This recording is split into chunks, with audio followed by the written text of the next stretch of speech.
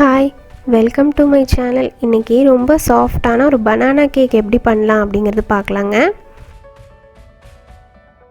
தேவையான இன்க்ரீடியன்ட்ஸை பார்த்துடலாம். அதுக்கு 1 கப்பு மைதா எடுத்துக்கோங்க, 1/2 கப்பு ஜாங்கிரி பவுடரு, ஒரு 1/4 கப்பு சுகர், பவுட்ரு பண்ண சுகரு, ஒரு 1/4 கப்பு ஆயில் எடுத்துக்கோங்க, ஒரு 1/4 டீஸ்பூன் பேக்கிங் சோடா, கொஞ்சம் சால்ட்டு, 1 டீஸ்பூன் வெண்ணிலா எசன்ஸ் எடுத்துக்கோங்க, ஒரு பனானா எடுத்துக்கலாம், நல்லா பழுத்த மாதிரி இருக்கிற ஒரு பனானா எடுத்துக்கலாம்.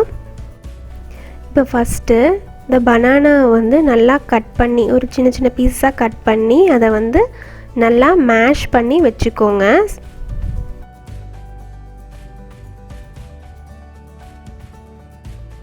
அடுத்து ஒரு பவுலில் ஒரு எக்கை உடச்சி ஊற்றிட்டு, அதுக்கப்புறம் நம்ம இந்த ஜாங்கிரி பவுடர் இருக்கு இல்லைங்களா, அதுவும் அந்த பொடி பண்ண சர்க்கரையும் சேர்த்து ரெண்டுத்தையும் பீட் பண்ணிக்கலாம்.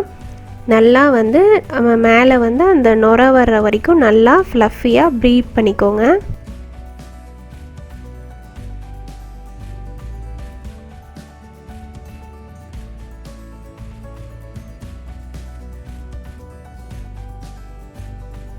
இப்போ பீட் பண்ணதுக்கப்புறம் இந்த மாதிரி இருக்குங்க. அது கூட ஒரு டீஸ்பூன் நம்ம வெண்ணிலா எசன்ஸை சேர்த்திக்கலாம். சேர்த்திட்டு மேஷ் பண்ண பனானாவையும் சேர்த்திக்கலாம். இப்போ அது ரெண்டையும் சேர்த்திட்டு கொஞ்சமாக நம்ம ஆயில் சேர்த்திக்கலாம். கொஞ்சமாக ஆயில் மிக்ஸ் பண்ணி பீட் பண்ணிக்கோங்க. அப்போ தான் அது வாட்டரியாக இருக்கும், இல்லைன்னா ரொம்ப திக்காகிடும் அந்த கன்சிஸ்டன்சி. இப்போ அது பீட் பண்ணதுக்கப்புறம் இப்படி இருக்குது. அடுத்து நம்ம மைதாவை கொஞ்சமாக சேர்த்த போகிறோம். இப்போது இந்த பேக்கிங் பவுடரையும் மைதாவையும் முதலையே சளிச்சு வச்சுக்கோங்க. அதை தான் நம்ம சேர்த்த போகிறோம். தனியாக பேக்கிங் பவுடர் இது கூட சேர்த்துறது கிடையாது. ரெண்டுத்தையும் சேர்த்து மிக்ஸ் பண்ணி வச்ச மைதாவை தான் கொஞ்சமாக இதில் சேர்த்து மிக்ஸ் பண்ணிக்கிறோம்.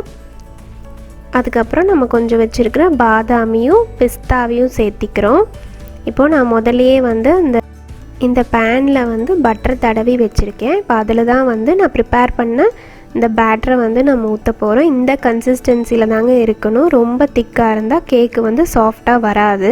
இப்போ எல்லாத்தையுமே ஸ்ப்ரெட் பண்ணிவிட்டு நம்ம ஓவனில் 180 டிகிரிஸில் பேக் பண்ணிக்கிறோம். ஒரு 30 to 35 மினிட்ஸ் பேக் பண்ணால் இந்த மாதிரி சூப்பராக ரெடி ஆகிடும். நீங்கள் குக்கரில் கூட பேக் பண்ணிக்கலாம். ஓவன் தான் யூஸ் பண்ணணும் அப்படிங்கிறது கிடையாதுங்க.